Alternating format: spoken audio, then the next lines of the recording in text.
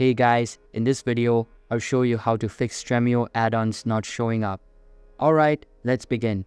First of all, open the Stremio app on your PC and make sure it is updated to the latest version available. After that, sign into your account and you will be redirected to this homepage. Here, all of your recent movies and recommendations will be displayed.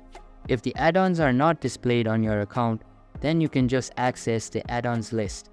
For that, click on the puzzle icon in the left side panel and the add-ons list will be displayed. Now, get to the My Add-ons section and all the installed add-ons will be displayed. But if you can't find the add-ons here, then open an internet browser and search for stremio.com. Now, download the software's updated version and install it to resolve the problem. So that's basically how you can fix Stremio add-ons not showing up. And that's it for this video.